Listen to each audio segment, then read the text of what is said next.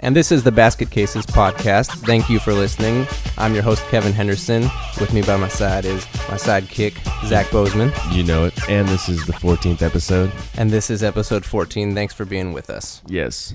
We're excited. So, it's a big Super Sunday, and the NFL season is officially over. What else? It can say something else too. The season can say goodnight. Oh yeah, as Big Pun would say. Oh, I totally missed that. Sorry. Say goodnight. we planned this before, and I just didn't take Zach's cue there. I was supposed to push the sound drop. Say goodnight. No, we didn't. Complete transparency there. No, we didn't plan that. I'm just kidding. So anyway, thanks for listening. Episode 14, Basket Cases podcast. We've gotten to 600 downloads, and that's with little to no marketing. So we just want to say to those of you that are listening, thank you. It's really cool that people are just getting down on the basket cases. It's rad. That sounded dirty. Get up for the get down. Anyway, 600. We also want to encourage you to review the show on iTunes. I think that's a good way to get people to click on the show. Just having a little reference from somebody who's listened, I think that would help us out a lot. So if you could please go on iTunes and review the show. 5 stars. 5 stars. Yeah, 5 stars. Hook us up. Follow us on social media. I got an Instagram page now, so it's at basket_cases_LA, and the Twitter is at basketcasesLA. So go ahead and follow us on those two portals, if you will. And Facebook us, listen on Stitcher if you like that, YouTube as well. I'm not uploading to SoundCloud anymore just because I keep running out of space. So yeah, what's the point? Yeah, what's the point? I don't think anybody listens on there anyway. So anyway. So yesterday. Yeah, it's so last week. So anyway, and email us, basketcasesla@basketcasespodcast.com. Interact with the show. We have a big show for you today. We're going to talk the Super Bowl, obviously. Then we'll get into the Lakers because we are a basketball show, but we can't not talk about the Super Bowl first. Right. First things first. First things Chocolate first. Starfish is my man, Fred Durst. Hey. Limp Bizkit reference early in the show. It's going to be a good episode. You're welcome, everybody. Yeah, you're welcome. Anyone. You're welcome. Anyway. Yeah, we got Fred Durst in there, so you know it's good. What is it? It's made with robots of Panther. So you know it's good. Yeah. Illegal in 9 countries. And then we're going to do, what else? We're going to go around the NBA, news and notes from the NBA and the NFL from the week. A quick Dodgers note, a familiar face is back in the Dodgers lair. So we'll talk about who that was. And we'll do a little hybrid today. We've done this before where we're going to combine Strictly Hip Hop as a game. We do a game on the show regularly. We do a Strictly Hip Hop segment sometimes. So we're going to combine the two and make one spectacular trivia game for Zach. I like it.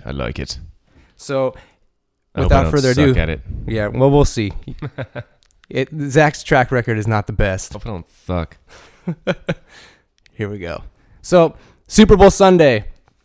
Where do we begin? So, Zach, did you watch the Super Bowl this year? No, Kevin, I didn't. I was napping. Zach, okay, so we are the only sports show in the history of the world. We got a co-host here that didn't watch the Super Bowl, and that makes us unique. So we just wanted to point that out, but it's going to be fun because Zach knows sports. He just doesn't follow sports. So it's kind of like a cool perspective we get. I like to have a fresh perspective as somebody who is totally in the thick of things and just get a total interesting. I think this is going to make the show good today. So as crazy as it might sound, just sit back and relax, everybody. Yeah.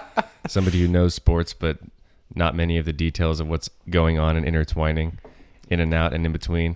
So here we go. So and all around. Where do we begin with this Super Bowl? Super Bowl 50, the golden game they were calling it. The Broncos were heavy underdogs going in. I think they were 3.5-point dogs, and then the line moved all the way up to 5.5-point dogs because people like Carolina, and for good reason. They'd only lost one game all year. Number one offense, Cam Newton, MVP, yada yada. I'm MVP. But I think the most spectacular team in uniform or group or squad, I guess you could say, in uniform for the entire NFL all season was the Broncos defense. I think that one squad, that one group of guys, they proved to be able to win a Super Bowl, and that therefore the proof was in the pudding. They were the most spectacular thing on the field this NFL season. And the pudding was good. What were we talking about the last couple of weeks? Playoff football, the number one thing that every game comes down to, in my opinion, especially in the playoffs, turnovers. And we were saying last week, we had all those statistics and things like that, and just kind of interesting factoids about, the Broncos and the Panthers going into this game. And I think what we kind of decided was the only way that Denver was going to have a chance in this game was if their defense shines and they stay away from getting down early, because the Panthers like to go get big leads early. Like to pounce. Yeah, and the Panthers like to pounce early, yeah. And the other thing we said was they got to turn the ball. They got to turn them over. They got to find a way to turn the Panthers' offense over. The defense has to make offensive plays, if you will, and that's what they did. They got a turnover on Cam early, first half, sack fumble, recovery for a touchdown. And that was really the thing that kept the Broncos ahead for most of the early parts of the game. They ultimately won the game 24-10, as you know, because if you listen to this show, you probably watched the Super Bowl. I didn't, and I'm on the show. Whatever. That was the irony. Thanks for pointing. My bad for pointing. Captain Obvious over here, right here. You must work for Hotels.com. Hey guys, who's the goose? Right here. Hotels.com. That's like their thing. Captain Obvious, their mascot. Oh yeah. Yeah. He's a good guy. So anyway, so let's talk a little. Let's dive into the game a little bit more. So at the end of the game, just real quick, I just wanted to mention that Peyton did not announce his retirement. Everybody thinks it's over for him. It probably is, but it's not. He said he wanted to not make an emotional decision, and that was advice that he received from Tony Dungy, his former coach, and now he's on Football Night in America. But he basically said he wanted to, kiss his wife, kiss his kids, and drink a lot of Budweiser beer. He was sure to get his, plug in there for whoever paid him a lot of money. So in this case, it was Budweiser. And I'm gonna go drink my Budweiser beer. He did it twice. I can't even elaborate. And That's so hilarious. he said he's not going to announce it. And then so we'll talk more about Peyton Manning and retirement, and his possibilities for next year if he was not to retire later. But I just wanted to get that off out of the way real quick. So more on the game though. Von Miller was the MVP, Broncos defensive player. 6 tackles, 2.5 sacks, 2 forced fumbles. And, that was the difference in the game. He really set the tone for the entire game by just getting pressure on Cam, and it was just kind of really a clinic by just an incredible defense. And the Panthers defense was great, but that just goes to show you how even more incredible the Broncos defense was, because this wasn't like a big shootout type of game. 24-10 the final score, but it just felt like the Broncos were not rolling offensively either. They were just basically not turning the ball over as much.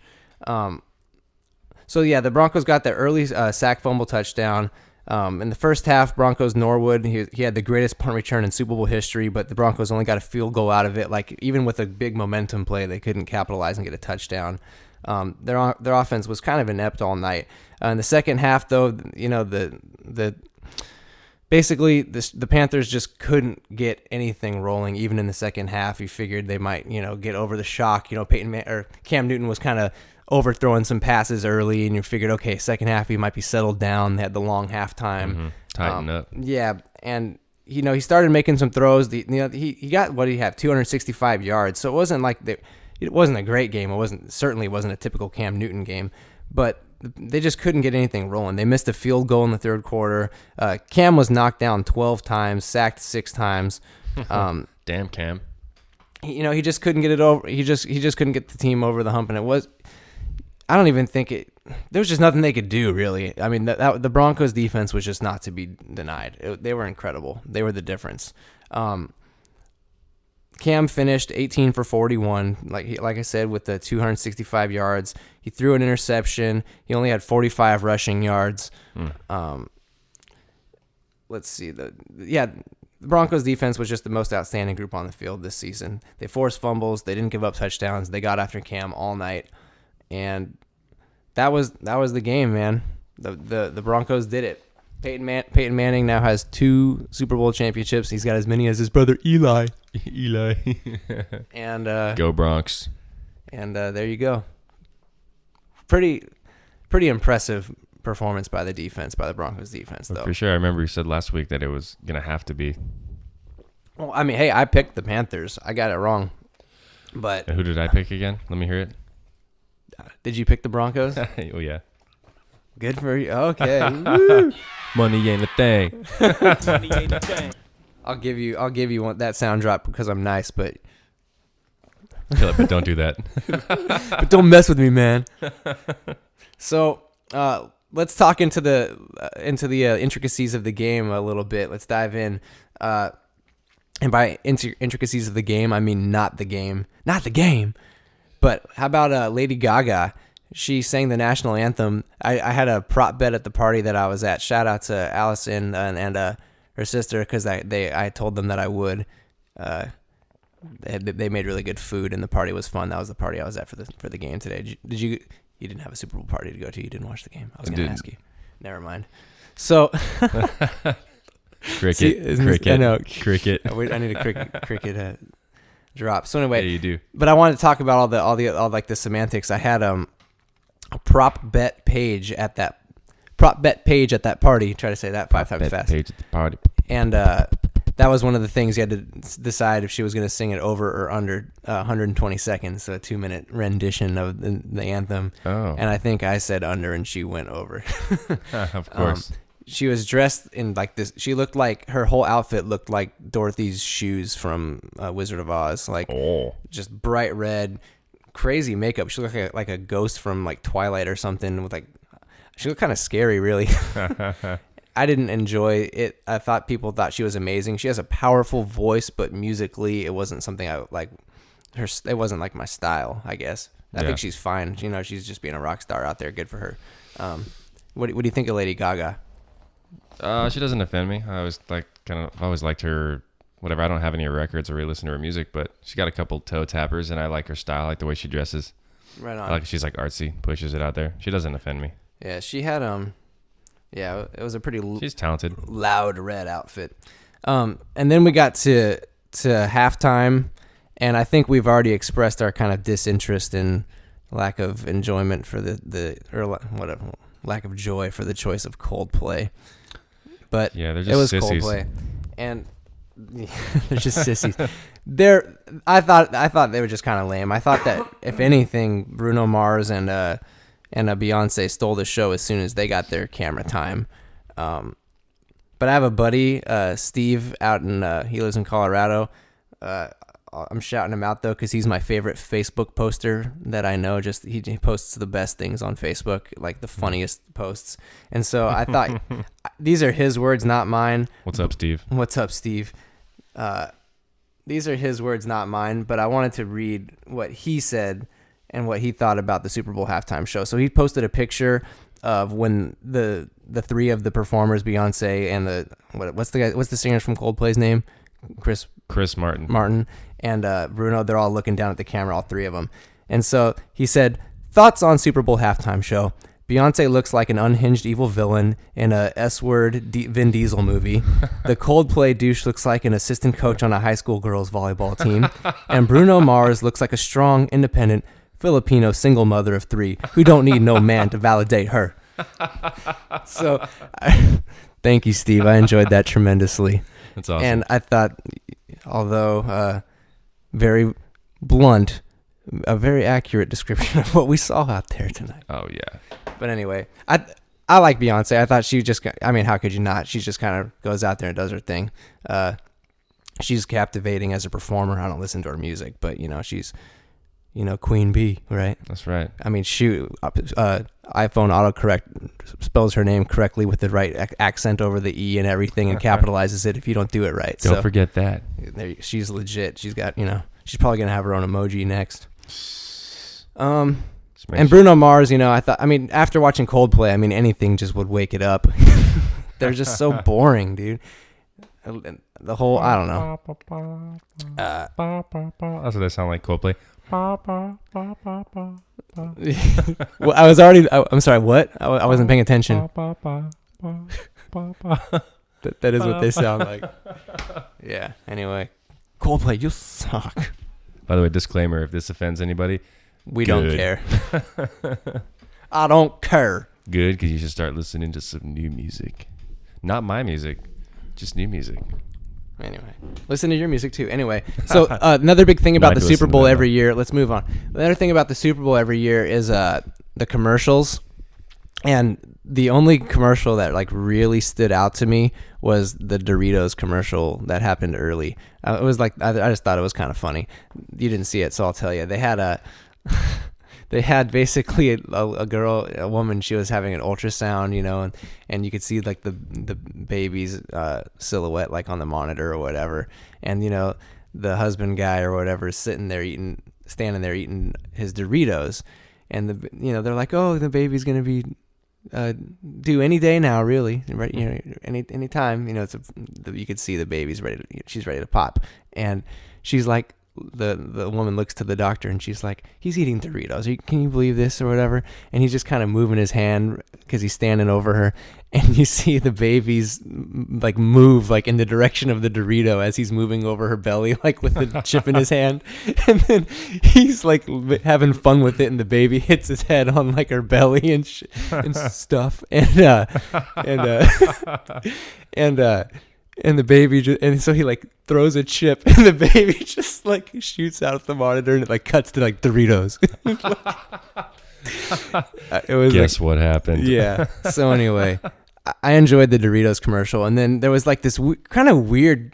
Some people thought it was funny. I thought it was kind of creepy though. The NFL kept doing like this football is family thing by saying they had like 2 or 3 commercials with this statistic saying it wasn't even a real statistic, but saying that there is research that shows that the population of newborns increases in towns where that team won the Super Bowl that year or whatever for that birth year. And they took it that far and they're like, that win made my dad and your mom and like and our mom and my mom got like the whole whatever. I described it poorly, but it was just kind of weird, I thought. Yeah. Yeah, they just gotta. It's like, who thinks of that? Yeah, the NFL trying to come up with any sort of statistic that doesn't make them look like a league of guys who have, concussions and, Greg Hardy's on rosters. Anyway. And domestic issues. Well, that was the Greg Hardy thing. Okay, that's what I figured. Yeah. We talked about him like way back on episode 2 or 3 or something. Way back. Way back, Dan. Way back when. Let's see. All right, so... Did you have any questions about the Super Bowl? Anything you were curious about? Nope. Okay. If you did, you probably would have watched it. I'm just giving Zach a hard time because I thought it was so funny that he didn't watch. But he was working on music. He's a busy guy and a dedicated musician, so that's the way it goes. Can't do it all. Can't be everywhere at once. That's right. I would love to hear anybody's commentary. Write to us about me missing the, talk smack. Give me whoever has the best idea of something for me to say to Zach on next week's episode will get a shout out and a direct quote on the mic next week. So maybe I'll blow you a kiss over the mic too. Ooh, that's incentive enough, everybody. Yes, man or woman, rain or shine. There you go. You'd be so lucky to get kissed by Zach. Go for it. Nope, that's all I'm doing right there. Everybody just turned the episode off. Yeah, so right. Let's move on. We're having too much fun here. It's been a long day. We don't want that. No. All right, let's move on to basketball. This is the basket cases. Enough of this football talk. The Lakers. Hey, okay, so the Lakers looked really good this week. Believe it or not. They just came off of a loss to the Spurs last night in San Antonio on Saturday, 106-102. But it was one of their better games that they've played all year. Kobe received like a very nice tribute from San Antonio with, Duncan and Parker and Ginobili and Popovich, giving some nice words to Kobe on the big screen for the San Antonio fans, being it was Kobe's last game in San Antonio. Roy Hibbert went down with an ankle sprain early, so the good news is we don't have to watch Roy Hibbert for a couple of games.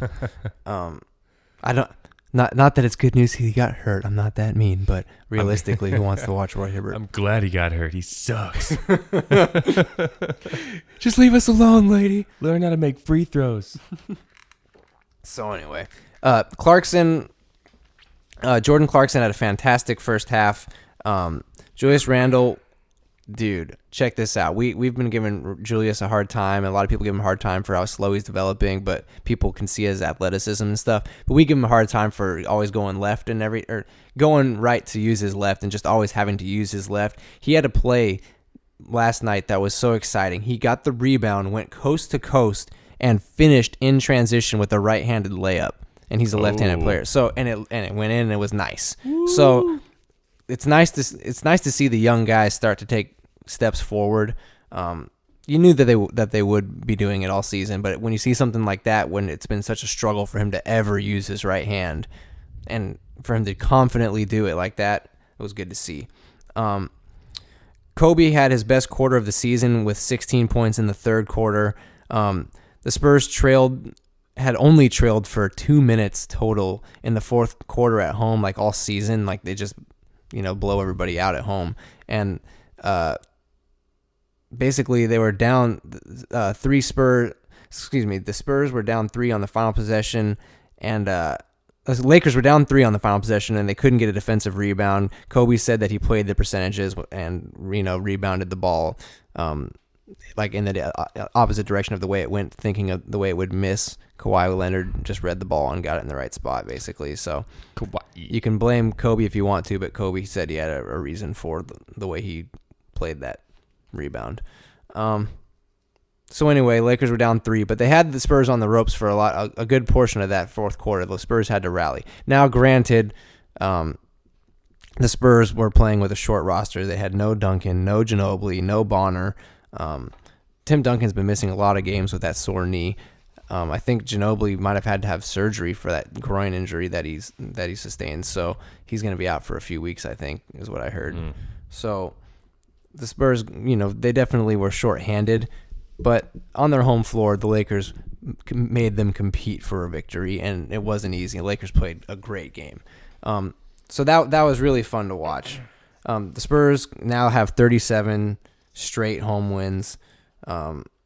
Just to kind of talk about the Spurs a little bit, their defense is great, and they just play a sustainable level of play, like at all times. They just kind of they start the game the same way they finish it. Really, they don't really build and ebb and flow. Sure, they can have times where they make or miss shots, but they're a really all-time team for a reason. But whether or not they can compete with the Warriors remains to be seen. We'll see what happens when the Warriors get to play San Antonio in Texas.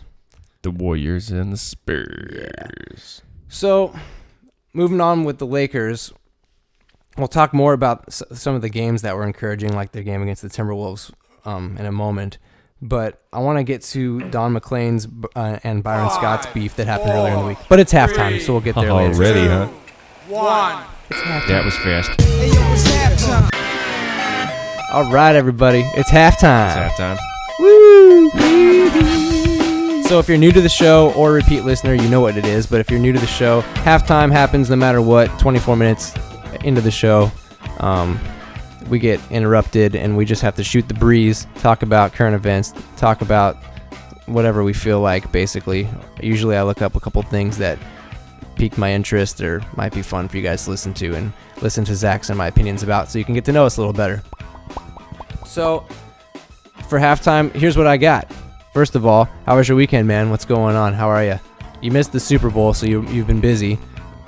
Yes, it was good, man. Just worked this weekend, long day Saturday, and then I had dinner with the family at Cheesecake Factory. Nice. You know, grandparents are in town. Did you get cheesecake? I didn't because I got too stuffed, but I had a bite of a couple of other people's cheesecake. It was alright. It was alright. I would have picked different flavors, but I got the chicken something with lemon something, and it was really good. That sounds like a Cheesecake Factory dish. It was delicious. Cool. What Right you? on. What about you, brother? Good weekend. Watched most of the Super Bowl. Didn't feel too good, so I came home at halftime. Had to get ready for the show and watch one of the basketball games from yesterday on the DVR and whatnot. But had fun at the party for the Super Bowl. Tried to get groceries for the Super Bowl, and I just left the store. It was ridiculous. It was insane. But I went to a cool event party type thing. It was at a place called South Bay Customs in El Segundo. And I've actually played there. Yeah, I've been. Before. That was the one other time I've been there, was seeing your band. But anyway, it's like a venue / bike shop, like motorcycle bike shop / they had like a food, I don't know, like a culinary crew there, kind of putting on a show and giving people out free food too. Mm-hmm. So anyway, it was a really cool thing. Shout out to Curly Wolf who played, and all the dudes and gals who were there. It was a good time. Nice. Nice. So hey, did you see the new Uber logo? If you're not familiar with Uber, the app / car transportation service, or actually human transportation service via vehicle. Yeah. Whatever, that was stupid. They changed their their graphic, basically, their little icon thing. Looks like the Chase logo now. Does it? Chase Bank. Okay, so yeah, so you did see it. To me, it looks like I don't know, like a Christmas decoration or something, like the holiday recipe app or something like that. How to make a snowflake out of a piece of paper app. How to make cookies. I thought their old logo was recognizable and easy, like that nice, simple, clean U that they had on the little window of all their vehicles and stuff. Look at Nike. How long has that been the logo? It's like, why do you have to change it? And that's just a freaking check mark. Yeah, exactly. It's so simple. It's a little dashy thing that you can get it shaved in the back of your head. You can get it tattooed. So and anyway. It looks cool too. And the new Uber logo does not look as cool as the Uber U. What are you gonna do when you lose the U?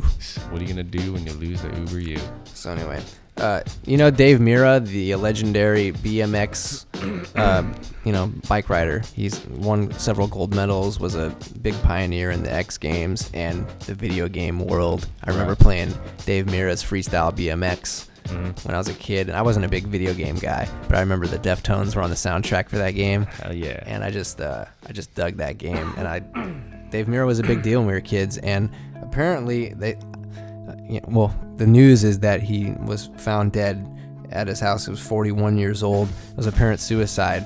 A shotgun to the head. Bummer. So, shotgun. I don't want to assume anything because you never know. After watching, that's soaked in bleach, hearing all the Nirvana conspiracy theories and stuff like that. I don't want to assume anything about suicide or murder, or who knows what. But that being said, it's just sad to see another young guy go. A lot of people have been leaving this world in the last couple of months. It's been a crazy time. So shout out to Dave Mira. Yeah. May he rest in peace. Oh yeah. Oh yeah. I'm not gonna say it actually. Unnecessary. Okay. But keep it to yourself. Sometimes it's good to do that. It's only a show where we're supposed to talk and express ourselves, Zach. Just no, it's keep it to unnecessary. yourself. All right. You'll think of something better later, right? I'm just kidding. Yeah, exactly. Okay. So anyway, let's move on. This is an interesting thing. I saw an article by Reed Tucker in the New York Post, and it's basically about Playboy and how they're changing their brand image. They're not doing nudity anymore. Blasphemy. So we know some people are going to be upset. They're doing shorter articles and more interviews. They're trying to gear the magazine more towards millennials. And what else did he say in the article, though? He said in 2014, Playboy redesigned their website to make it more like PG-13. But who goes on Playboy.com? Well, that's okay. So here's the statistics they mentioned. When they changed it to a PG-13 type site, they saw a 258% jump in website traffic, and the average age of their readers dropped from 47 to 30. So middle age, 47, They're 47, gonna hook 50. all the young people and put all the nudity back in. Well, we don't know, but it says that much of the traffic on the web is driven by Facebook, Twitter, Instagram, and the fact that those companies don't allow nudity is forcing Playboy to adapt, because that's how you get clicks, and that's how people find out about things, is social media. That's the way of the world now. Right. So anyway, they're trying to get that millennial audience, and they're playing by the rules. So what I just got me to thinking, hey, that's interesting, whatever. Makes sense, I guess, and it worked, based on their website traffic. But it got me to thinking, that's a really well-established brand that's all of a sudden just changing. Is there any particular brand or thing like that you just think, oh man, that idea just needs to go away? They need to do something else. They need to change their image. They need to rebrand. Like Playboy's not the only one doing it. Like Axe, like those like men care products, grooming products. They're trying to do like a little different campaign. I read an article about that earlier, that they're going more for lack of a better word, like less douchey of a style. And you can see it kind of in their commercials. They're trying to be more like accepting of every type of style of person, style of guy or whatever. Like if you see their new commercials, you can see the difference. I read the article and now I'm seeing the ads, and it's a true thing. Okay. But like Subway, they're calling themselves the Subway Sandwich Shop now instead of just Subway. They're trying to sound like more homey and inviting, like a deli. I'm gonna wake up one day and not know where anything is or what's going on. Right. McDonald's is doing breakfast all day. The world's going crazy, man. So was there any brand in particular that you could think of, or did you not have one? Well, there's nothing that really bugs me, except I think it's lame that Apple computers took the CD drives out of their laptops. I'm totally with that. I think that whole remember we talked about that analog resurgence at halftime of one of our other episodes. I think that Apple should kind of try to get on board with that. I know it's the antithesis of Apple, but I'm with you. I hate that they're trying to monopolize not just the market, but the hardware and just everything about how we have to consume music. They're trying to kill everything so that it's just their way. Exactly. Like there is no going out of style. They make it go out, like the CDs and like taking like CD drives out of computers. Like really, we are not any. It took 15 years to get every channel in high definition. You know what I mean? Like it's like you can't just in all of a sudden 1 year just decide we're getting rid of CDs. Yeah. Like I thought it was just crazy. That I'm with you on that. That's my thing, probably, that keeps me up at night lately. Yeah. Come on, we need Steve Jobs to come back. Pet Cemetery. I had a couple. I thought of this one's been bothering me for years though. Straight up, Mazda Zoom. Is that really? That's the best you can come up with. Zoom. It sounds like somebody was like falling asleep at like some board meeting, and they're like, John. He's like, what? Genius. What'd you come up with this week? Zoom. That's great. I love it. Print it. Let's do it. Exactly. And the other one, I'm sick of that freaking lizard guy and his little accent and Geico 15 minutes can save you. I don't want to hear about it anymore. Geico Gecko. Oh, drives me nuts. He's like, oh. We're never going to get Geico to sponsor us now.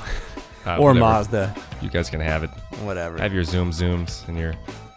I don't drive a Mazda and I don't have Geico, so what are you going to do? So I don't care. Anyway, those were mine. And finally, for halftime, let's move on. I have a kind of a tragedy. I mean, it is a tragedy. Somebody lost their life. But did you hear about this crane that fell over in the streets of New York City? They were like a skyscraper level, like tall crane. It fell down. Did you hear about this? Maybe it was terrorists. No, I don't think it was. Apparently, the crane had just passed like a safety inspection like the day prior, and this crane. I mean, there's a video of it and everything. It took so long to fall because it was so huge, and I guess it killed somebody and hurt, one or two other people. I didn't hear about that. That's so unfortunate. anyway, condolences out to anybody affected by that or the families that were affected by that. It's sad. The big crane. Big crane. Anyway, that's all I got for halftime. Right on. Me too. So Say goodnight. His voice sounds so good on the mic. Big Pun. Oh yeah, he's So that tone and the power. He's got power for sure. Yeah. He brings it. You know who Ice Cube has a lot of power. Yeah. Exactly. I was gonna watch Straight Outta Compton this weekend, and I just didn't get to it. I'm gonna watch it hopefully this week, and then we'll talk about it on next week's episode. I still have to see that one. I want to. It's one of those we never made it out to the theater for whatever reason. Life. All right, so let's get back into the Lakers here. Halftime is over. Say goodnight. Say goodnight. So we were talking about Don McClain and Byron Scott beef. So if you're not familiar, Don McClain, he's like a color commentator, analyst guy for the Clippers right now. He is, I believe, UCLA's all-time leading scorer for basketball. He was just a good player, smart guy. I've listened to him for years. He knows the game, and he had some poignant comments about Byron Scott, saying he was kind of critical of what everybody else on the radio and such has been critical of Byron Scott for, just not giving D'Angelo Russell enough minutes or not letting him play in crunch time, not letting the rookies play enough minutes together. I think it was Brent Barry, when he was calling one of the games recently, he said a statistic about maybe in like the last 5 games or 10 games that like the Randall Russell Clarkson combination had only played a total of like 9 minutes together on the floor. So just kind of into what we've been critical of all year, just kind of excuse me, just kind of the way Byron is doling out the minutes and just the way the team is functioning and how we're letting Kobe have his farewell and at the same time letting the rookies develop, or how we're letting them develop.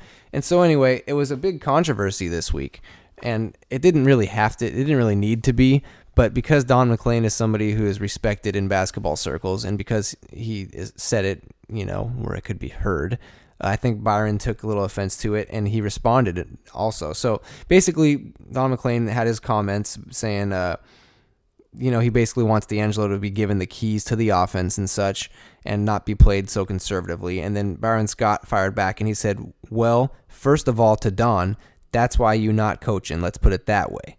So he went on to justify himself. McClain responded, and he's, all the reasons why he's not coaching, which, doesn't matter. He could be a coach if he wants to. That has nothing to do with it. But I think the heart of the disagreement is just in the way to get a player ready to be the man on an NBA team.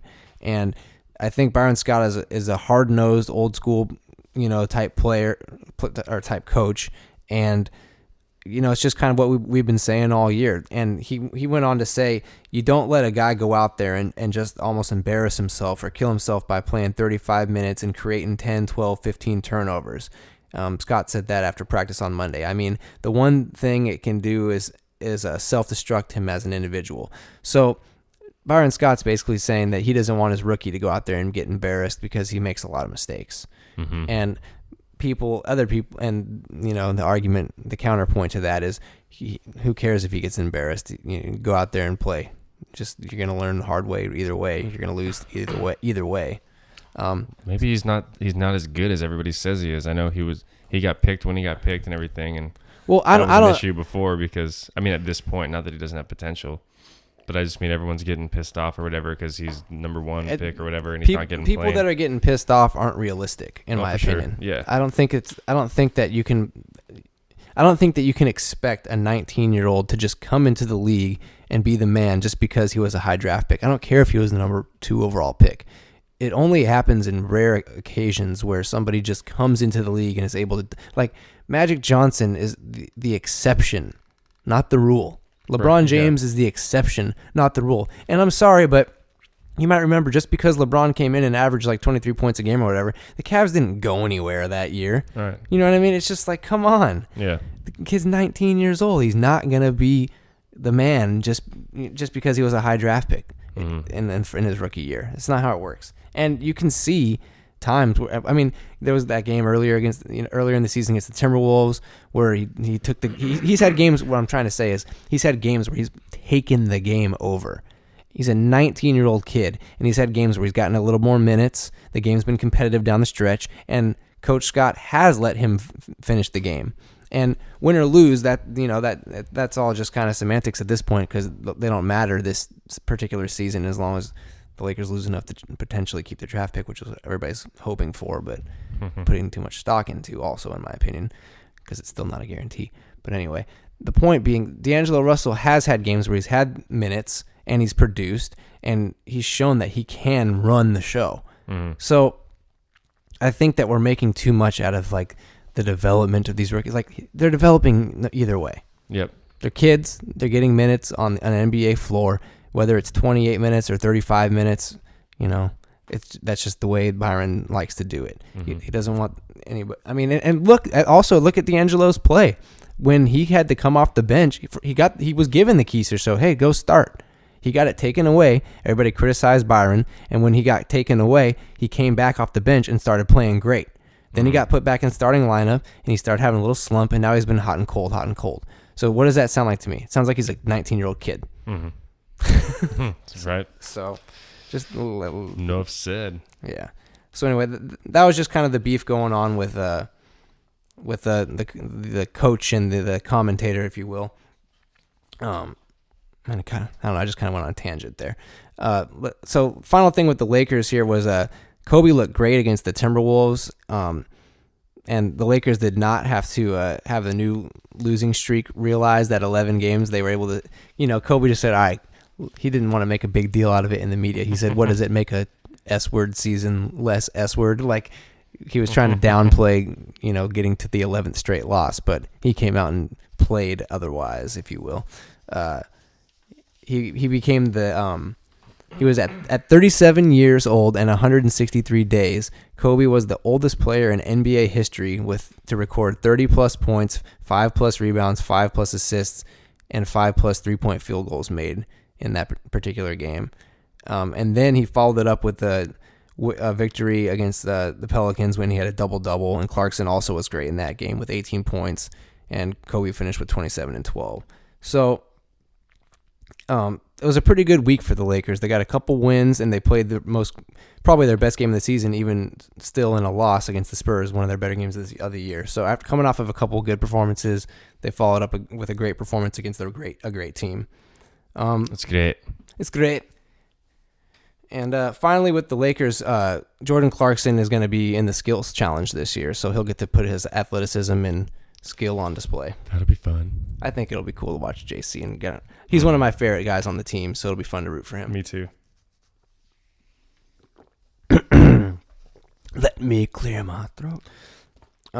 Let's do what do we have here? We got the NBA, and we got our game, and we got a quick Dodger note and an NFL note. So why don't we do let's do the NBA, and then we'll do our game and stuff, and then we'll wrap it up with the last couple stories. All right, so let's move on to around the league. Saturday night, there was a big matchup between the Thunder and the Warriors. Everybody was looking forward to this game. We've been talking about the Warriors and the Thunder all year because I think on the basket cases, we've been pretty strong in saying in our position and kind of saying that we don't really think anybody can mess with the Warriors. I know that and I love Kevin Durant and Russell Westbrook, and I do like the Thunder. They are a good team, but I've never thought that they would be able to beat the Warriors in a series. Sure, in a game, anything can happen. It's the NBA. But the Warriors have been taking all these regular season matchups pretty personally, and they're playing hard every night. And the proof has been in the pudding. They've beaten the Cavs, beaten the Spurs, and now on Saturday night, they beat the Thunder. 116-108 was the final score. But the thing was, I just felt like it was just kind of what you would expect. I mean, the Thunder came out and they wanted to get off to a good start, and they did. They went up 9-0 early. But the Warriors quickly put them back in their place. The Thunder rallied and came back in the fourth. But after just a quick couple of the Warrior threes and an inability by the Thunder to get a rebound because Draymond Green was attacking the offensive glass, and that was just all she wrote. And the Warriors just got another nice home win. Some stats from the game. Westbrook had 27 and 12 assists.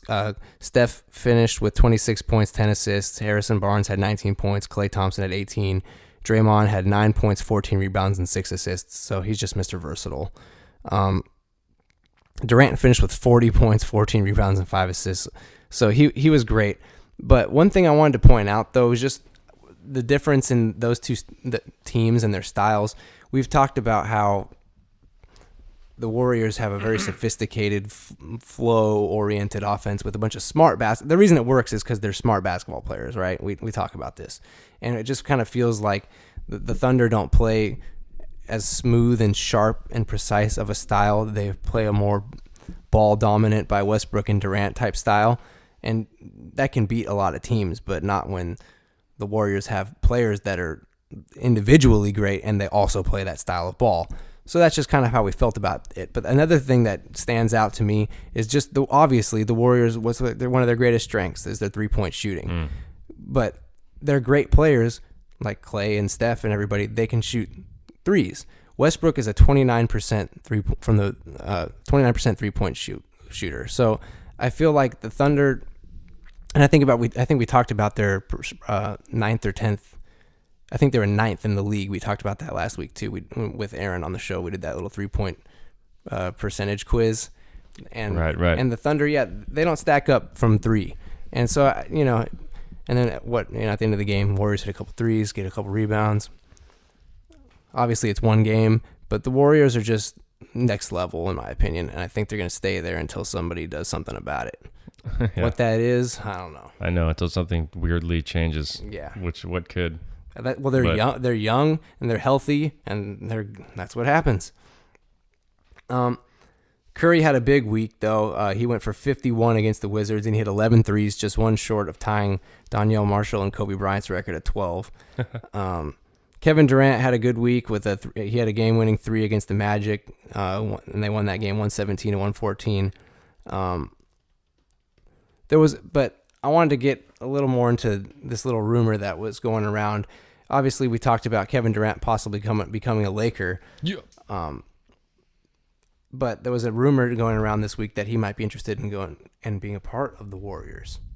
And I don't know if I was a Warriors GM if I'd be interested in doing that or not.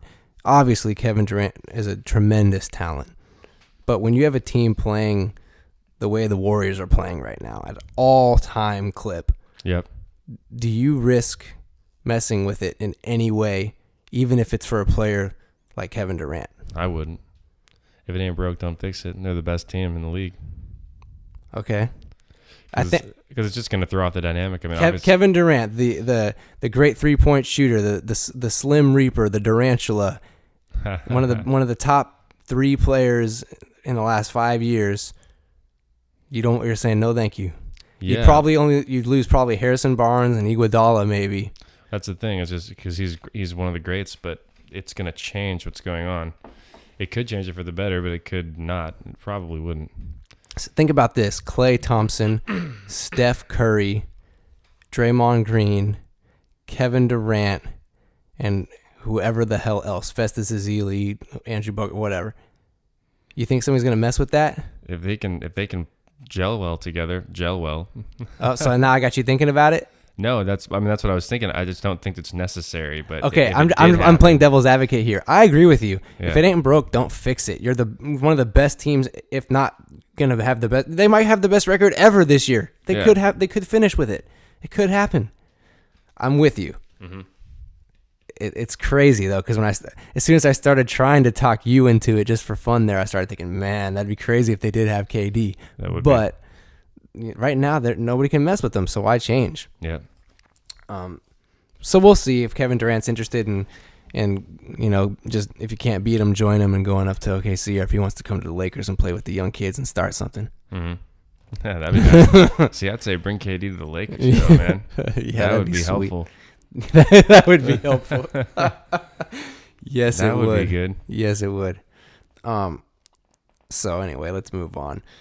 The Clippers lost to the Timberwolves on Wednesday, 108-102, and Chris Paul received a late technical from official Lauren Holtkamp. And if you remember, there was a little drama with Chris Paul and Lauren Holtkamp last season. Chris Paul got a technical, and he disagreed about it, and he said as much in his post-game comments in that game last year. And he said maybe this isn't cut out for her, she being one of, if not the only, one of the few female officials in the NBA. And he got criticized for those remarks. I personally didn't think that he was trying to attack her as being a woman by saying for her. I thought it was just the way he would have said it. Might not be cut out for him, because I thought he just thought it was a weak call, not saying weak like, oh, she's a woman weak, but he just thought that was a bad call. And the reason I'm bringing all this up is because the same kind of controversy came up in this play against the Timberwolves. Chris Paul, Clippers are down 2. They're playing defense. They got a guy trapped along the baseline and the half court line. And so with about 20 seconds to go, so they're not necessarily trying to foul, even though they're down 2, because they got this guy in a position where he could turn the ball over. And Lauren Holtkamp calls a foul. Chris Paul gets mad and kind of just claps his hands. She's the closest official to the play. He's within a couple of feet of her face, but it's debatable whether or not he's doing it in her face or just because she's near. Zach and I were debating this before the show. I kind of felt like it was in her face. Zach, you didn't as much? No, I feel like, the way he was facing, and she was a few feet away. I think it was more of a personal thing, and also, like you brought up earlier, the fact that there was 20 seconds left on the clock. Usually, so let's get into this. Yeah. So here's the thing: the NBA has had this initiative in the last few seasons to, I think the term they always like to use is make it a point of emphasis, where they try to enforce aspects of the rules to a more strict degree, and they basically started giving out more technical fouls. They wanted the officials to be treated better, and they wanted players to stop complaining so much. They wanted the game to look just cleaner and smoother on your television. Mm-hmm. So they didn't want guys complaining and yada yada. So regardless of whether or not official takes something personal or not, they've been kind of instructed the last few years to not take any crap from the players. But the thing is, it's still kind of a subjective play. There are times where I've seen, a player clap at an official and they just ignore it. And I see times where a clap gets you a technical. I've seen Kobe. Kobe's a great example. He oftentimes doesn't like a call, and he just smacks his hands together. And sometimes it's at an official, sometimes it's not. Usually when it's directed at an official or near official, like Chris Paul was, usually it is a technical though. Mm-hmm. But the difference was, in this particular case, you're down 2, 20 seconds to go on the clock. This is a game-defying moment.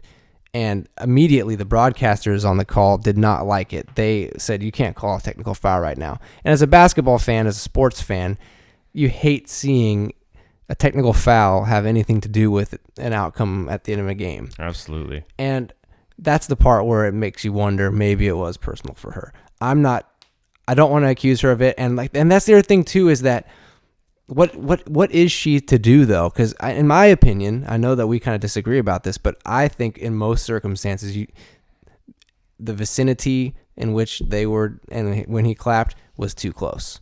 For sure. Generally speaking, I think they do give technicals for that.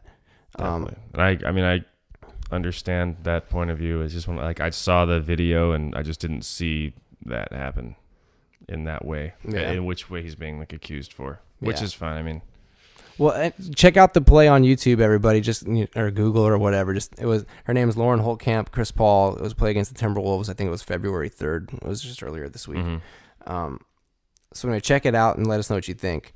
I thought probably a technical. She probably did have to call it, and the timing was just unfortunate for Chris Paul. And I think that's just the way it goes. The Clippers complain and bitch and moan more than any other team in the league, and it cost them a point. And I don't think we should feel sorry for Chris Paul. That's my opinion. I think he needs to keep his composure, even if it was a bad call. And I'm with that too. If it was personal like that, if he was trying to do it, it's stop being a big whiny baby. Right. Who knows? I don't think that he was mad at her because she made that call and it was her again. I think he was just mad in the moment. I don't think that he was bringing up old, bringing out past skeletons. He's thinking about the game. Mm-hmm. He's not thinking about And with her, what else is she supposed to do though? That's like I said, we disagree about that. I think that is a technical, so she had to call it. But for sure, that part is the debate. So let's talk about the Cavaliers. They had a rough week, on the other hand, not like the Warriors or the Lakers. The Cavs lost to the Hornets 106-97 on Wednesday. And then they lost on a game-winning 3 by Avery Bradley on a Friday, 104-103 in their own house. So the Cavs got their new big fancy coach in Tyronn Lue. They got rid of the old guy, the cartoon character David Blatt, and His eyes are way too close together. And they're supposed to be playing together and playing better ball, and they're at home losing games to Boston, losing to the Hornets. What's going on out there in Cleveland? We might have to have a Cleveland correspondent join us sometime on the show and give us some insights. I'm down. Who might that be? I'm just kidding. I got one guess, but we'll keep it under wraps. Shout out to RA. So let's go on. LeBron did pass Kevin Garnett on the all-time scoring list, though, so good for LeBron. Another milestone, but I'm sure he'd trade that for a win against Boston the other night. The Suns fired Jeff Hornacek. And I know my dad, he lives out there in Arizona and was following the Suns a little bit earlier this year, and he was saying how he was enjoying Jeff Hornacek. He was liking the way the team was playing, and then obviously they got injuries and stuff like that. But the Suns have totally gone down the can basically this season. They're just totally not. The Suns have set. The sun has set on the Suns. Thank you. Help me spit out the words. Oh man, no So man, another- no man. Oh man, I tell you one thing. What was the other one from it? We'll talk about it later. You-hoo. You-hoo. There was another trade rumor. Dwight Howard going to Boston. D12 going to the Celtics. Let them have him. Now the Celtics just beat the Cavs. Yeah, let them have him. The Rockets are obviously having a rough year, for lack of a better word. They're just struggling. It's just the James Harden show, and they just don't bring it every night. Obviously, I'm not a Dwight Howard fan for several reasons. Mostly, I just don't think he's that good. Yeah. But I think he would improve Boston just because his physical presence is just undeniable. That he does bring something to the team just by virtue of his body. It's just, something for defenses to deal with, for rebounding basically. And it just takes up space. Yeah, for sure. It's more for offenses to deal with, I should say, than defenses. Anyway, I thought that was interesting. You wonder if the Rockets are unhappy with him, or if it's just Dwight being a malcontent and wanting to go somewhere else like he always is. There was a debate continued on the free throw front. We've been talking repeatedly about Hacka whoever, Hacka Shaq, Hacka Andre Drummond, Hacka DeAndre Jordan in the NBA. And I heard Rick Barry on the Colin Cowherd show, and he was talking. Rick Barry used to shoot his free throws underhand. He shot a great percentage, grandma style. And he was talking, and he was talking about not one of his NBA sons, but one of his other sons. I didn't catch his name, but he said he's got like a wearable technology, and it's like the future of sports. It's kind of like what they do like for video games or something, like to simulate, except this is like it measures statistics and like of like your body and measurements, and just like the way you can improve your form essentially and shoot better. And he says it, and so that's one thing that's being done to try to help these guys out. But also the commissioner of the league, Adam Silver, he said that the league might change the hacking rule, and he's always been hesitant to say as much, and it's always been kind of for the same reasons that we don't like it, because on one hand, like, we just like the game the way it is. We feel like guys like that should just have to make their free throws. Also, you always have to think about the unintended consequence of a rule change. But at the same time, what his point was simply we're being forced to change our opinion because it's just not the way we want the game to be played. That was basically his. I'm paraphrasing, but that was basically his quote. Yeah, just basically saying, hey, we don't want people to have to watch free throws. We just want the game to look good all the time. And so from an entertainment value standpoint, I guess they're determining that they don't enjoy the drama of it, and they just want the basketball to just look back and forth all the time. So word. But we'll see. They have to figure out a way to change it and make everybody happy. Yeah. Jimmy Butler had a scare on a Saturday night against the Denver Nuggets. He went down awkwardly. He fell, and it looked pretty bad. But apparently the MRI revealed that it is just indeed a knee strain, maybe a type of sprain. But I didn't see a timetable for him, but it sounds good. That doesn't seem like he'll need surgery or anything like that. But it was scary at the moment it happened. Yeah. So, and that's the thing with the Bulls, though. I mean, he's been one of their stronger, healthier players. They have so much trouble with their so much trouble with their health, and it's a little disconcerting if you think that they're going to challenge the Cavs. It's that Chicago weather. Yeah, makes them brittle. The cold. The 3-point shooting contest contestants were announced for the NBA All-Star Weekend. We got Steph Curry, James Harden, Klay Thompson, Chris Middleton from the Bucks, Kyle Lowry, JJ Redick, Chris Bosh, and Kevin Booker from the Phoenix Suns are all going to be the contestants for the 3-point shootout. It's a party. Do you even think it's a contest, or you think it's just Steph Curry? I think it's a contest between him and his teammate Klay. That's what I was gonna say. I think it's gonna be Steph. I think Steph Curry's gonna win, but the only contest is gonna be Klay Thompson. That's what it came down to last year. And Steph, here's the thing: nobody can get hotter than Klay Thompson. Like, he's had 37 points in a single quarter. So I never like to underestimate him. But Steph, there's something about it just feels like he can't miss several shots in a row. Like, Klay had a good round. They did this last year, so this is like a rematch between the two of them. Nice. Klay had a good first round, and I think he just kind of started missing in the second round. So anyway, I think it's a good lineup. Don't underestimate JJ Redick in that lineup for me. That he's my sleeper pick to maybe make a little noise in that competition. JJ Redick's having a great year, he's been basically putting up 20 points a game since Blake Griffin's been out of the lineup. Ever since he got all those tattoos.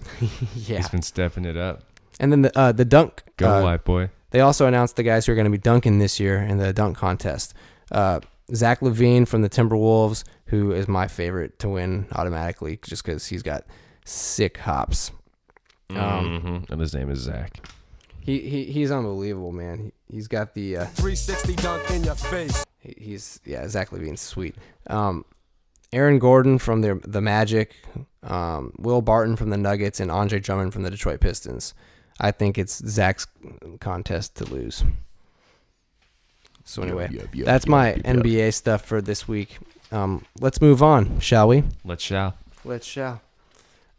Why don't we? Okay, so this is what's fun. Let's move on to our game, and then after we do that, it's also strictly hip hop, by the way. And then after we do that, we'll go over our quick NFL notes that we had, which weren't plentiful, but there was a few good ones, and a quick Dodgers note that we hinted at the top of the show. The Dodgers. So, since we're doing a hybrid, strictly hip hop / game, what music would you like for it, Zach?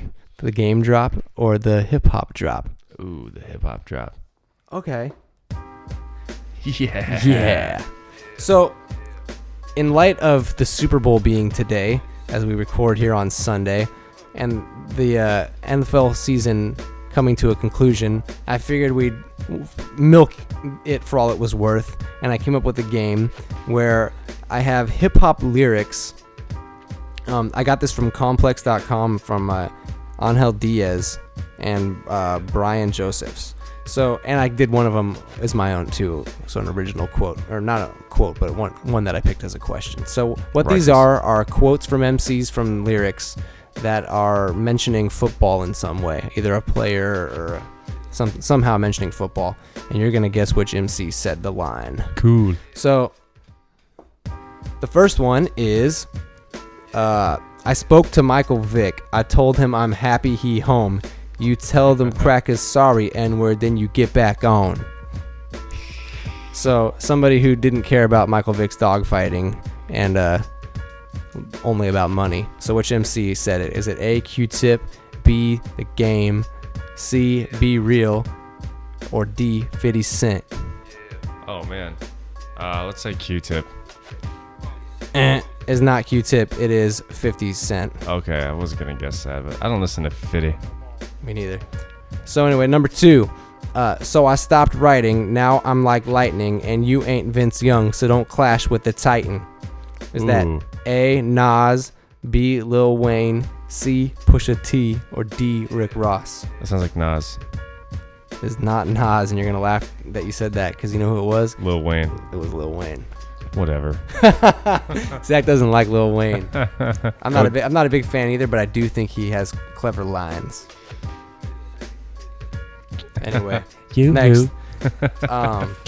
You who? Check out Prepared for Terry's if you haven't seen it yet. Key and Peele, shout out. Yoo-hoo. Yoo-hoo. Yow. The next one, you don't get multiple choice. I slam tracks like quarterback sacks from LT. I mess it up. Who is it? I slam Is that track. Ghostface? You're close. I slam tracks like quarterback sacks from LT. Who's your favorite member of the I was gonna say it's in INS, right? Yeah. Inspector Deck. All right, next one. I'm a dog. I should rap with the muzzle. Peyton Manning flow. I just go no huddle. Is that A? Is that A? Lil Wayne, B? KRS-One, C? Drake, or D? Havoc?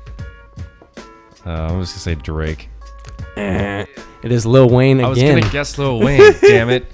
He was the know something at the end of the thing. Yeah, he's a little clever on these. All right, next one. You should get this one. I'm counting on you, Zach. Yo, I'm the Jerry Rice to this. Much too nice to quit. Is that A? Jay-Z, B? Meek Mill, C? The Guru, doing it to you, or D? Will Smith? Jay-Z. I'm disappointed. That's a Guru line. It's from Same Team No Games featuring H-Stacks and NYG's. It's What Gangstar. album? I don't know. I just got the song and the artist. For sure. Next, Can I Live? I told you in 96. Hold up. Can I live? I told you in 96 that I came to take this S word. And I did. Handle my biz. I scramble like Randall with his Cunningham. But the only thing running is numbers, fam. Is that A? Method Man, B? Jay-Z, C? P. Diddy, or D? Busta Rhymes? Busta Rhymes. No. It is Jay-Z. This game is killing you, man. Dude, I suck at every effing game. No, dude, you got the one. You got that one game with all the women quotes. You got all those right. Oh yeah, I'm a chick. You know your ladies. Here we go. I started off starving. Now they've got me out here, Brett Favre, trying to see if I still got it. Is that A? Juvenile? B? Brett Favre. Is that Juvenile, Missy Elliott, Biggie, or Andre 3000? It's Andre 3000. Hey, you got that one. Oh. Well, I'm not gonna say. Yes. Next one. F that. I'd rather turn this club to a barroom brawl. Get rowdy as Roethlisberger in a bathroom stall. Is that A? I know that one. Do you? Okay. Is it A? Eminem, B? Kanye, C? Future, or D? Mike D? Mike D. You didn't know that one. It was Eminem. I'm starting to get annoyed now. All right, this is the last one. I knew that was Eminem, man. I can't. Anyway, go ahead. These are tough. Don't feel so. It's hard for me to remember to retain all the words that you're saying when whatever.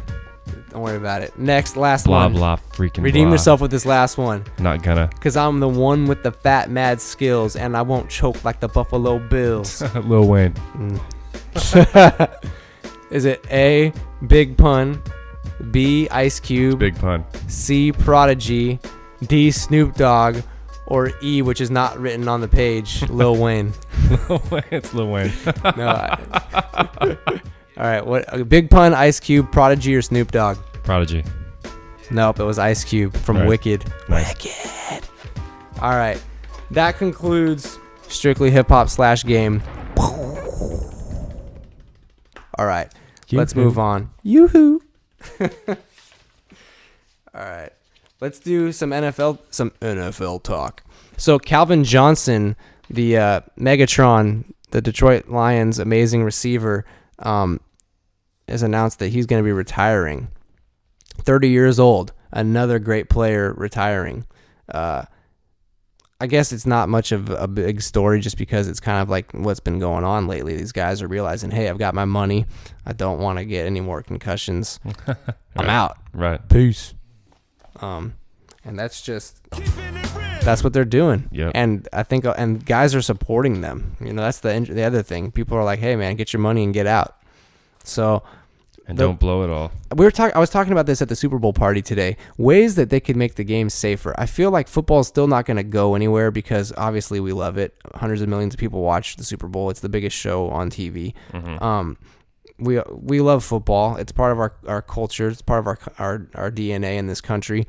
I I usually don't say in this country, but football is a big deal. Obviously, you didn't watch the Super Bowl, so it's not everybody's thing, but it's a big deal. It's a moneymaker, and it's not just going to disappear just because they're having some, bad facts come out about the health of the players and things like that. But at this party I was talking about, I feel like a lot of the players, on top of all the adrenaline, on top of the 100,000 people in the stands and the millions of people at home watching, they have these helmets and these big shoulder pads and all this stuff, and it's just like they feel invincible out there. I feel like if they went back to like leather helmets, smaller or no shoulder pads, and they were forced to like realize, hey, if I'm going to tackle a guy this hard, it's going to hurt me as much as it hurts him. That they might play the game a little smarter and hurt themselves a little less.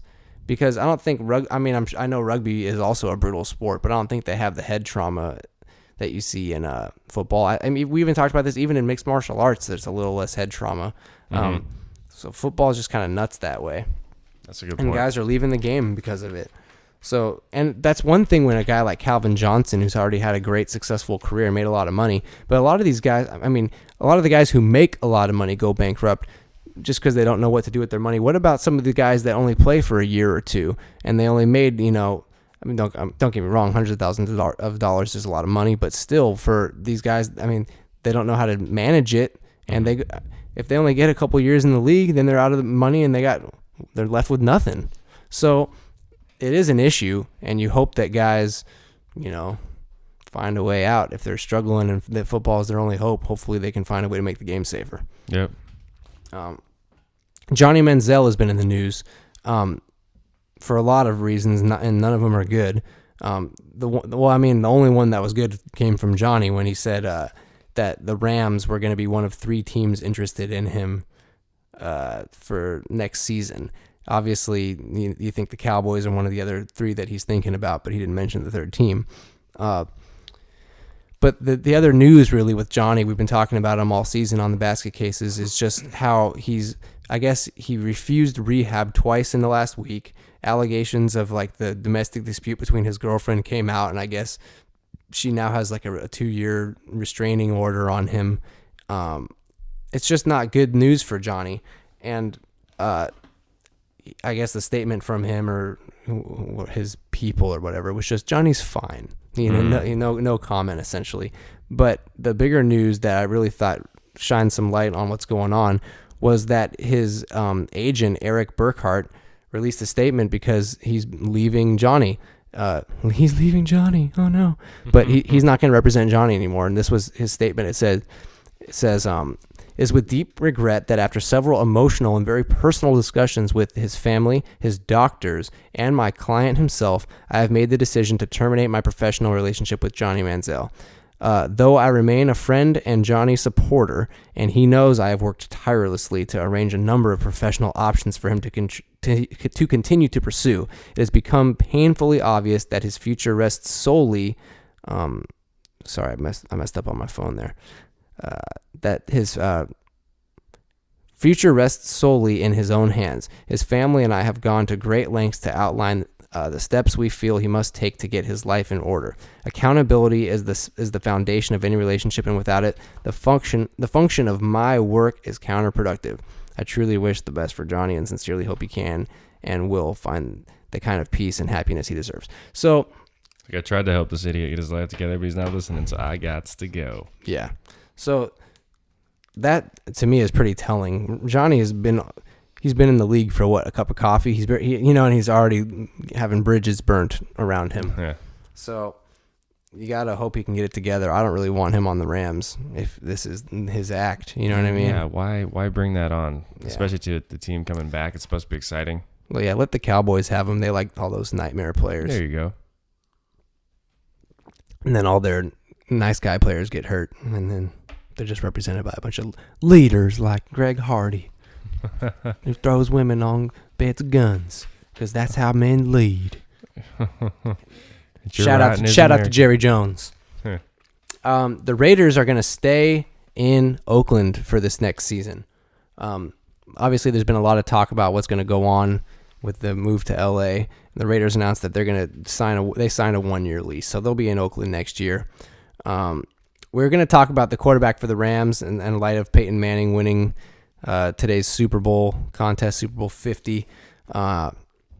Do you think that Peyton Manning is going to retire, Zach, after this game? And now that we do know, like, has your opinion changed since last week? Now that you've seen or heard about, I should say, the result, is Peyton Manning going to hang him up? Is he going to want one more taste of just because he likes the game so much he doesn't want to leave? He'll probably keep going for another season. He thinks that well, I don't think the Broncos are going to let him play with them one more year. Do you think so? Do you think you'd like to have him on the Rams then? Sure. Why? He's had a pretty rough year. He missed a lot of games due to injury. Well, he should probably retire. He could barely throw a ball 30 yards. The Broncos defense basically just won the Super Bowl for him. Well, yeah, I mean, I think he's done, but yeah, they want to be on the Rams want to take him, then sure. Maybe he won't do well. They probably won't. I mean, who knows? Well, I mean, hey, the Rams are another team. They have a great defense. I don't think it's quite as great as the Broncos defense, but the Rams have had a pretty tremendous defense in the last couple of years. If they just need a quarterback to not screw it up, I think it would be cool if they could get somebody like Alex Smith or something like that, because that's all they need, just a quarterback who doesn't make a ton of mistakes. Yeah. I think I think it's done. Just go out on top and be happy, dude.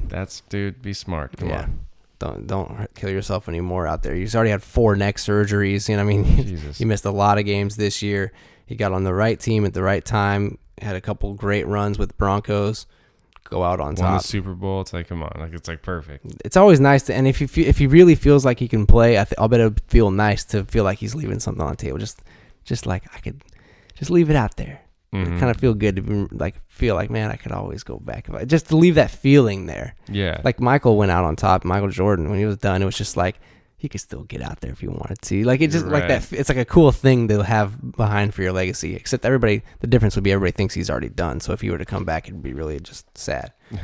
Anyway, we'll see. The Rams definitely need somebody with star power. They're going to be in LA now, so whoever the quarterback of the Rams is going to be a big deal. Mm-hmm. In the NFL, there was also rumors that Colin Kaepernick wants to be a Jet. Now that's kind of interesting, considering that the Niners just got Chip Kelly as their new head coach. To think, the starting quarterback is already dropping rumors about wanting to go somewhere else. Who knows if it's a true, it's just a rumor, but but it's something I heard about. I think that the Chip Kelly Colin Kaepernick dynamic is an interesting one, and I think that Kaepernick can kind of run a nice offense for Chip and be a versatile, dynamic player for him. So I'd like to see that as opposed to Kaepernick go somewhere else, but we'll see. A quick NFL note also, the Raiders and the Texans are going to play a game in Mexico next year. I heard that from, shout out to Renee, Basket Cases listener. By the way, I got to give you a hard time from a few of our listeners didn't like your comment about Aaron being the only person who has heard every episode. I got some feedback. Mm-hmm. So shout out to the people that listen every week. There's a few of you, Rob and Renee, and I know a few other people too. So thanks to the supporters. And Zach, give them some love, man. You got to eat your words. My dearest apologies. No, anyway, thank you guys so much for listening every week. It's awesome, and we always appreciate the feedback. You guys are awesome. Yeah, hell yeah. So anyway, Hall of Fame in the NFL, Brett Favre got in, Tony Dungy got in. Not a lot of surprises except for T.O. Apparently didn't make it, Terrell Owens. So I'm surprised by that, but I'm sure we'll hear more about that later. And our final note for the week is going to be on the Dodgers. They made a couple signings over the week, but it was not for players. They signed Raul Ibanez and Greg Maddux. They've both been hired as special assistants to the president of baseball operations, Andrew Friedman, and they're going to help the entire department with their roles. They're going to be assisting in all aspects of baseball operations, from scouting to player development. They're going to work with the players, both at the major and minor league levels. So for the last few years, Maddux has been a special assistant to the Texas Rangers general manager John Daniels, and he's also helped with the Cubs. and he's been a pitching coach for Team USA, yada, yada. So we all know Maddox could deal some cheese back in the day, but not fastball cheese, but just stinky cheese. Just, he was a great pitcher. The stinky cheddar. The stinky cheddar. So the Lindbergher. I think that's a good acquisition for the Dodgers. Always good to get smart baseball minds on your staff. Go Dodgers. You got anything else you want to get off your chest? Or should we just, where is it? Say goodnight. Or should we just say goodnight? That's all I got. Yeah, I think me too. All right, well then. I'm a little hungry. Then let's wrap it up. Yeah, a little tired. I could eat. I don't know what though. Maybe some more milk. I'm not sure. Anyway, thanks so much for listening to the Basket Cases podcast. Your ears are much appreciated, as are your opinions and comments. So we encourage you again to email the show, basketcasesla@basketcasespodcast.com. Email us, review the show on iTunes, follow us on Instagram and Twitter, and spread the word, people. Happy end of the Super Bowl, and on to basketball. And remember, everybody, you're just the best. You're just a basket case. Thank you. Thank you. We're out. And good night.